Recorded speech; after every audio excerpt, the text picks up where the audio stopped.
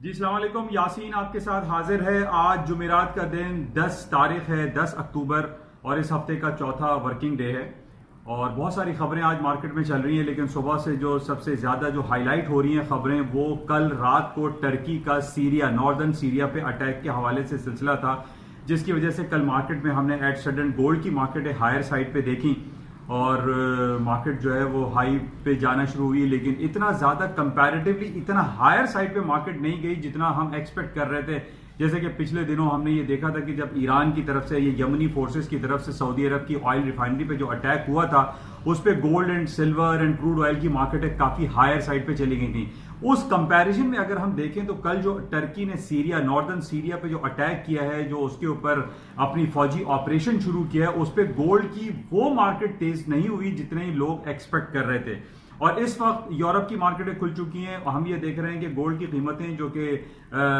Future دسمبر contract جو ہے وہ 1522 کا ہائی کر دیا تھا، لیکن اس وقت مارکیٹ دوبارہ لوور سائڈ پر آئی ہے، تقریباً 1505 اور 1506 پہ اس وقت ٹریڈ ہو رہا ہے۔ مارکیٹ میں مکس ریئیکشن ہے۔ کل مارکیٹ بڑی چوپی تھی، رینج باؤنڈ تھی، بہت زیادہ مارکیٹ میں موومنٹ نہیں تھی۔ اس کی وجہ ایک یہ تھی جو کہ بہت سارے، جیسے میں نے آپ سے کہا تھا کہ اسٹریم لائن جتنے بھی چینلز ہیں، جو میڈیا ہے، وہ بعض چیزوں کو ہائی لائٹ نہیں کرتے۔ اسی طریقے سے کل جوز کمیونٹی کا ایک بہت بڑا دن تھا، جس طریقے سے مسلمان عید الفطر اور عید الاضحیٰ مناتے ہیں، اسی طریقے سے جوز کمیونٹی، جوز ریلیجن کا ایک یوم کپور یا یوم کفار یا یوم جزا کے طور پہ وہ سیلیبریٹ کرتے ہیں، وہ ایک تہوار ہے، جس کی وجہ سے مارکیٹ میں تھوڑا سا ہم یہ کہہ سکتے ہیں کہ والیوم کم تھا۔ حالانکہ اس چیز کو، جس طریقے سے میں نے پچھلے ہفتے آپ سے یہ کہا تھا کہ مارکیٹ میں جس طریقے سے چائنا کی چھٹیاں چل رہی تھیں، لیکن اسٹریم لائن میڈیا نے اس چیز کو ہائی لائٹ نہیں کیا، لیکن اسی طریقے سے کل ہم یہ دیکھ رہے تھے کہ یوم کپور کا جو اتنا بڑا ایونٹ ہوتا ہے جوز کمیونٹی کا، وہ کہیں ہائی لائٹ نہیں کیا گیا۔ بہرحال اس وجہ سے ہم یہ ریئلائز ضرور کر سکتے ہیں کہ کل کی مارکیٹ بہت چوپی ٹریڈ تھی، مارکیٹ رینج باؤنڈ تھی، کوئی بہت بڑی زیادہ مارکیٹ میں موومنٹ دکھائی نہیں دی، چاہے وہ اسٹاکس ہوں، انڈیویجول اسکرپٹ ہو، یا پھر آپ کی کرنسی یا gold and silver, palladium, platinum کی مارکیٹ ہو۔ بہرحال اس حوالے سے کافی کل والیوم ہم نے کم دیکھا، لیکن لیٹ نائٹ جب ہمارے پاس یہ خبر آئی کہ جناب ٹرکی نے ناردرن سیریا پہ اٹیک کیا ہے، اور اٹیک کرنے کی جو وجوہات بیان کی جا رہی ہیں، وہ یہ کہا جا رہا ہے کہ ISIS کے خلاف ایک میجر آپریشن ٹرکی نے سٹارٹ کیا ہے۔ اسی طریقے سے جو کردش سیپریٹسٹ یا آپ کہہ لیجئے کہ جو ٹیررسٹ وہ کہتے ہیں ٹرکی والے، کہ ان کے خلاف آپریشن کیا جا رہا ہے تاکہ ایک پیسفل انوائرمنٹ پورے ریجن میں کریٹ کیا جا سکے۔ ہم نے اس سے پہلے بھی یہ دیکھا تھا کہ جس طریقے سے جتنے بھی ناردرن یا آپ کے یہ عرب کنٹریز ہیں، یہاں پر ذرا سی بھی کوئی ٹینس حالات پیدا ہوتے ہیں تو خاص طور پہ جو پریشیس میٹل جو سیف ہیون کے طور پہ ہم گردانتے ہیں، اس میں ایک عجیب ہائر سائڈ پہ موو آ جاتی ہے، اور کل کچھ یہی صورتحال ٹرکی کے اٹیک کرنے کے بعد ہوا کہ گولڈ کی نسبتاً مارکیٹیں ہائر سائڈ پہ گئیں، لیکن اس وقت ہم یہ دیکھ رہے ہیں کہ مارکیٹ دوبارہ سے نارملائز ہو رہی ہیں، اور گولڈ کی قیمتیں وہ ہائر سائڈ پہ نہیں گئیں جتنا جانا چاہیے تھا۔ بہرحال اس کو آج ہم سارا دن واچ کریں گے کہ ٹرکی اور سیریا کے حوالے سے جو بھی ڈیولپمنٹ ہوتی ہے، اس کا امپیکٹ مارکیٹ پر کیا پڑتا ہے۔ اچھا، اس کے ساتھ ہی جو 2-3 دن سے بہت زیادہ خبریں چل رہی ہیں کہ امریکہ اور چائنا کے درمیان دوبارہ سے ایک ڈیلیگیشنز کی میٹنگ شروع ہو رہی ہے، اور آج واشنگٹن میں اس ڈیلیگیشنز کی میٹنگ کا باقاعدہ انعقاد ہوگا، شروع کی جائے گی، لیکن جو ہمارے پاس ڈفرینٹ رپورٹس آ رہی ہے، اس میں یہ کہا جا رہا ہے کہ چائنا اور امریکہ کے درمیان جو یہ ڈیلیگیشنز کی میٹنگ ہے، اس کا کوئی خاطر خواہ پازیٹیو ریزلٹس دکھائی نہیں دے رہا۔ اس کی بیسیکلی وجہ، جیسے کہ پچھلے دنوں یعنی 1.5-2 مہینے پہلے جب G20 کی میٹنگ ہو رہی تھی اوساکا جاپان میں، اس وقت بھی آپ کو یاد ہوگا کہ ایک طرف تو ٹرمپ صاحب نے وہاں میٹنگ کر رہے ہیں، اور پھر دوسری طرف انہوں نے ٹویٹ کر دیتے ہیں کہ وہ چائنا کے خلاف $300 بلین کی امپورٹس پہ جناب وہ 15 سے 20% ٹیکسز یا ٹیرف لگا رہے ہیں۔ یعنی ایک طرف تو وہاں میٹنگ چل رہی ہے بیجنگ میں، کبھی واشنگٹن میں، لیکن پیچھے سے ہم یہ دیکھتے ہیں کہ ٹرمپ صاحب کوئی نہ کوئی ٹویٹ کر دیتے ہیں، اور وہ اس تمام میٹنگ کا جو ہے وہ جو ایک پروڈکٹیو ریزلٹ ہمارے پاس آنا چاہیے وہ نہیں آ پاتا ہے، اور وہ ٹیکسز لگانے کی بات کر دیتے ہیں۔ اسی طریقے سے ہم یہ دیکھ رہے ہیں کہ کہاں آج میٹنگ شروع ہو رہی ہے، یعنی واشنگٹن میں امریکہ اور چائنا کے ڈیلیگیشن کے درمیان، اور دوسری طرف ہم یہ دیکھ رہے ہیں کہ ٹرمپ صاحب کی طرف سے یا جو ٹرمپ ایڈمنسٹریشن ہے وہ چائنا کی تقریباً 30 کمپنیز کو بلیک لسٹ کر دیتی ہے۔ تو مطلب ایک طرف تو آپ مہمان کو بلا رہے ہیں میٹنگ کے لیے کہ آئیے ہم سے بات کریں، اور کسی نہ کسی پوائنٹ پہ ہم اس کو جج کرتے ہیں اور چیک کرتے ہیں اور اس کو سیٹل کرنے کی کوشش کرتے ہیں، اور پتہ یہ چلتا ہے کہ بیک ہینڈ سے وہ ڈفرینٹ کمپنیز کے اوپر اس کے اوپر ڈفرینٹ بین لگا دیتے ہیں، ان کو بلیک لسٹ کر دیتے ہیں۔ تو اب ان تمام جو حرکات و سکنات ہیں امریکہ کی جانب سے، ہم اس کو کیسے کہہ سکتے ہیں کہ امریکہ اور چائنا کے درمیان جو ڈیلیگیشنز کی میٹنگ ہو رہی ہے اس کا کوئی پازیٹیو پروڈکٹیو ریزلٹس آئے گا؟ اس وجہ سے ہم یہ دیکھ رہے ہیں جو ڈیفرنٹ رپورٹس ہمارے پاس آ رہی ہے اس میں یہی کہا جا رہا ہے کہ چائنا اور امریکہ کی جو ڈیفرنٹ ڈیلیگیشن کی میٹنگ ہے ان کا ریزلٹ اتنا پروڈکٹیو نہیں دکھائی دے گا۔ لیکن ہم اس کے کانٹریری جو چیک کر رہے ہیں اس میں ہمیں یہ دکھائی دے رہا ہے کہ امریکہ کی اسٹاک مارکیٹ بدستور ہائر سائڈ پہ ہیں، اس میں کوئی ڈاؤن فال ہمیں دکھائی نہیں دے رہا ہے۔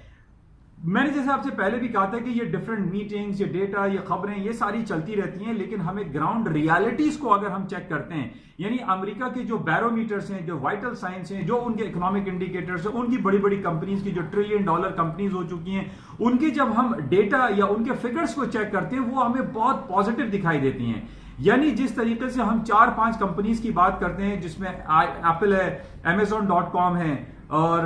الفابیٹ گوگل ہے، اسی طریقے سے مائکروسافٹ ہے، اور دنیا کی سب سے بڑی سوشل میڈیا جو کمپنی دیٹ از فیس بک، اس کو جب ہم جج کرتے ہیں، چیک کرتے ہیں، ان کو اینالائز کرتے ہیں اور ان کی مارکیٹ کیپٹلائزیشن کو چیک کرتے ہیں تو یہ تقریباً $5,000 ارب یعنی $5 ٹریلین کو کراس کر چکی ہیں۔ یعنی جب ہم ان فگرز کو چیک کرتے ہیں تو ہمیں امریکہ کی اکنامک انڈیکیٹرز میں کہیں کوئی خرابی دکھائی نہیں دے رہی۔ حالانکہ دوسری طرف ٹھیک ہے، چائنا اور امریکہ کی میٹنگز ہو رہی ہیں، ان کی تعلقات ہو رہے ہیں، بہتر کرنے کی کوشش کر رہے ہیں، لیکن دوسری طرف جب ہم یہ خبر سنتے ہیں کہ جناب ان کی ڈیلیگیشن کی میٹنگ کوئی اتنی زیادہ پروڈکٹیو نہیں ہوگی، لیکن دوسری طرف ہم یہ دیکھ رہے ہیں کہ امریکہ کے اسٹاک مارکیٹوں میں کوئی مندی کا جو ہے رجحان کریٹ نہیں ہو پا رہا ہے۔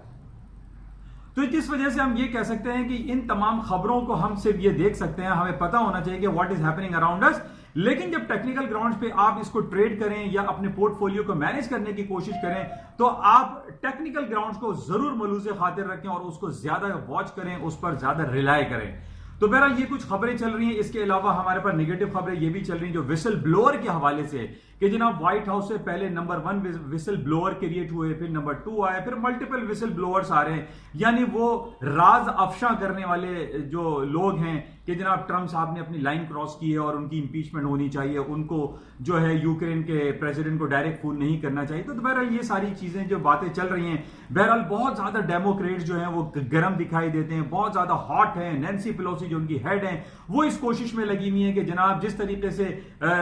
ایک تھوڑی سی ناکامی ہم کہہ سکتے ہیں کہ رابرٹ مولر کی جو انویسٹیگیشن ہو رہی تھی اس حوالے سے ٹرمپ صاحب کی امپیچمنٹ کال نہیں ہو سکی، لیکن اس دفعہ جو سیکنڈ یہ امپیچمنٹ کا سلسلہ ٹرمپ کی اپنے ٹینیور میں آیا ہے کہ جناب انہوں نے اپنی لائن کراس کی ہے، تو اس امپیچمنٹ کے حوالے سے ہمیں بہت زیادہ خبریں مل رہی ہیں کہ جناب ٹرمپ صاحب کی اگر مواخذہ یا امپیچمنٹ کا سلسلہ شروع ہو گیا تو ہو سکتا ہے کہ ان کو اپنی صدارتی کرسی سے ہاتھ دھونا پڑے۔ لیکن جو ڈیفرنٹ رپورٹس ہمارے پاس آ رہی ہیں جس میں یہ کہا جا رہا ہے کہ جناب اگر امپیچمنٹ کال ہو بھی جاتی ہے تو ٹرمپ صاحب کو صدارتی کرسی سے ہٹایا نہیں جائے گا، بلکہ ان کو ایک استثناء یا امیونٹی حاصل ہوتی ہے جس کی وجہ سے وہ یہاں پہ برقرار رہیں گے۔ بہرحال دوسری طرف ہم یہ دیکھ رہے ہیں کہ جناب فیس بک کو کل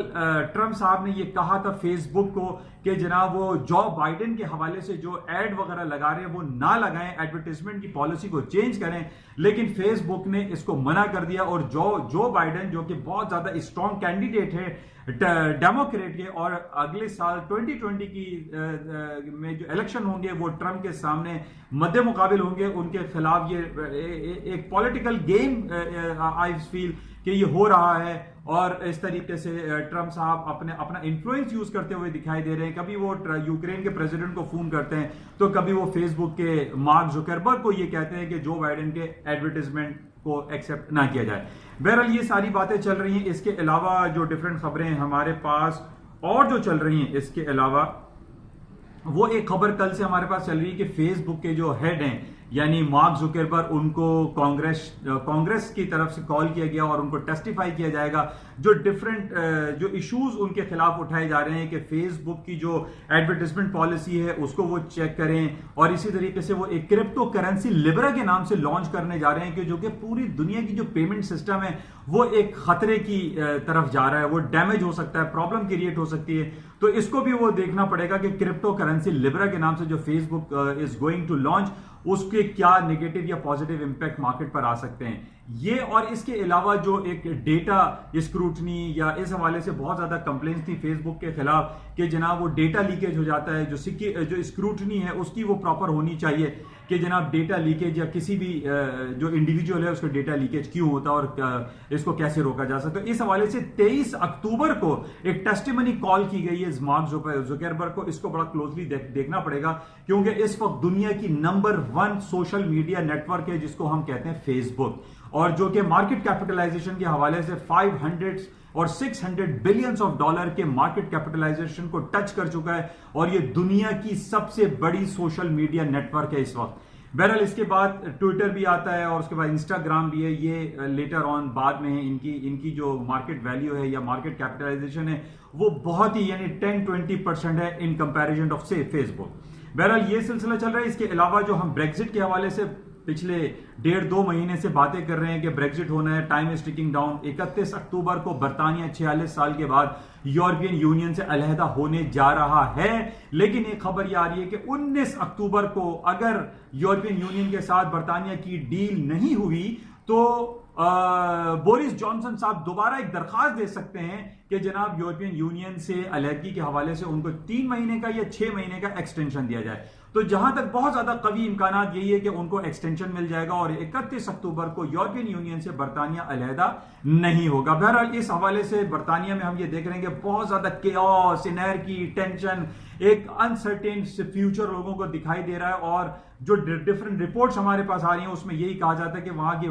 انڈسٹریل پروڈکشن ہے, وہاں کی کیپیسٹی یوٹیلائزیشن ہے, وہاں پر جو گروتھ اپرچونٹیز ہیں وہ بہت برے طریقے سے متاثر ہو رہی ہیں, ڈکلائن کر رہی ہیں, جس کی وجہ سے ہم اس کا ریفلیکشن برٹش پاؤنڈ کی مارکیٹ میں دیکھ رہے ہیں کہ اسٹرلنگ کی مارکیٹ سسٹین نہیں کر پا رہی ہے. ہائر سائڈ پہ جا کے مارکیٹ 300-400 پوائنٹ ڈاؤن ہو جاتی ہے. اس وقت بھی جو اسٹرلنگ کی مارکیٹ ہے 1.2190 یا 1.22 کے قریب چل رہی ہے, جو کہ مارکیٹ سسٹین نہیں کر پا رہی ہے and the market comes down. اس کے ساتھ ہی جو ہمارے پاس پاکستان کے حوالے سے جو بڑا امپورٹنٹ ڈے ہمارے پاس آ رہا ہے, جو ہمارے اوپر ایک بہت بڑی تلوار لٹک رہی ہے, جس کو FATF financial action task force کہا جاتا ہے. پیرس میں اس کی میٹنگ شروع ہوگی 12 سے 15 تاریخ تک, اور پاکستان کا جو فیصلہ ہے, جو اس کی ڈیٹ ہمارے پاس آ رہی ہے وہ 14 سے 15 تاریخ کے درمیان پاکستان کے حوالے سے کوئی اناؤنسمنٹ ہو سکتی ہے کہ پاکستان کو کیا گرے لسٹ میں ہی رکھا جائے گا یا اس کو بلیک لسٹ میں کر دیا جائے گا. انڈیا کا بہت زیادہ زور چل رہا ہے کہ پاکستان کو بلیک لسٹ کر دیا جائے, لیکن اس حوالے سے بہت زیادہ پاکستان جو ہے کوآپریٹ کر رہا ہے اور FATF کے حوالے سے بہت زیادہ ان کی پالیسیز کو اڈاپٹ کرنے کی پاکستان گورنمنٹ کوشش کر رہی ہے, اور FATF والوں نے پچھلے دنوں پاکستان کی تعریف بھی کی تھی. اس حوالے سے یہ بڑا امپورٹنٹ ڈے ہمارے لیے ہوگا. 14 اور 15 تاریخ کو ہمارے پاکستان کا کچھ فیصلہ ہو سکتا ہے FATF کے حوالے سے. اگر FATF کے میں سے جو گرے لسٹ میں پاکستان موجود ہے وہ نکل جاتا ہے تو پاکستان کی financial activity, financial market, Pakistan میں جو گروتھ ہے, ریٹ ہے, وہ بہت بہتر ہو سکتا ہے. پاکستان کی اسٹاک مارکیٹیں گرو کر سکتی ہیں. وہ پاکستان کی اسٹاکس ہیں جو کہ 53,000 انڈیکس سے 28,000 انڈیکس تک آ گئی تھی اور ابھی 32-33,000 چل رہی ہے. مائٹ پاسبل اس FATF کے ریزلٹ کے بعد پاکستان کی اکانومی کنڈیشن بہت بہتر ہو جائے. ہماری دعا ہے, کوشش ہے کہ FATF میں ہمارے پاس جو ریزلٹس ہیں وہ ایک پازیٹیو پروڈکٹیو ریزلٹس آئیں جس کے بعد ہمارے حالات بہتر ہو سکیں. بہرحال اس حوالے سے اس کو مزید دیکھیں گے. یہ صبح مارننگ بریفنگ میں آپ کے ساتھ کچھ ایک چھوٹا سا کلپ ہوتا ہے, اس میں کوشش کروں گا کہ اس کو اور مزید بہتر کیا جائے, لیکن جاتے ہوئے میں آپ سے یہ کہوں گا کہ اس YouTube چینل کو آپ سبسکرائب ضرور کیجئے گا. باقی گولڈ کے حوالے سے میں تھوڑا سا آپ کو بتا دوں, گولڈ کی مارکیٹ ٹرکی کی جو حالات و واقعہ چل رہے ہیں اس پہ بہت انحصار کر رہی ہے. پہلے بھی میں نے آپ سے کہا تھا 1490 بڑا امپورٹنٹ کروشل سپورٹنگ لیول ہے, ابھی بھی یہ امپورٹنٹ ہے. اگر مارکیٹ 1490 کو نہیں توڑتی تو دا مارکیٹ ول گو اپ, کیونکہ جو جیو پولیٹیکل سچویشن گولڈ کے حوالے سے چل رہی ہے وہ اتنی اچھی نہیں ہے. مارکیٹ اوپر جا سکتی ہے, اور گولڈ کے اوپر جانے کی دوسری وجہ پچھلے دنوں بھی میں نے آپ سے ذکر کی تھی کہ امریکہ نے انٹرسٹ ریٹ کٹ کر دیا تھا, جس کی وجہ سے گولڈ کی قیمتوں میں اضافہ ہوا. اور ابھی بھی جو کل جرمی پال صاحب کی ایک کانفرنس ہو رہی تھی اس میں بھی جو انہوں نے انڈیکیشن دی ہے اس میں یہی کہا جا رہا ہے کہ نیکسٹ جو FOMC کی امریکہ کی انٹرسٹ ریٹ کی میٹنگ ہوگی اس میں انٹرسٹ ریٹ مزید کٹ کیا جا سکتا ہے, جس کی وجہ سے اس کا ایک ایفیکٹ جو پازیٹیو ایفیکٹ ہے وہ گولڈ کی مارکیٹ میں آ سکتا ہے. گولڈ کی مارکیٹوں میں مزید تیزی ہو سکتی ہے, لیکن 1490 یا 1485 کے لیول کو آپ ضرور یاد رکھیں. تو جاتے ہوئے میں آپ کو یہ ضرور پھر دوبارہ کہوں گا کہ اس یوٹیوب چینل کو پلیز سبسکرائب ضرور کریں. Thank you.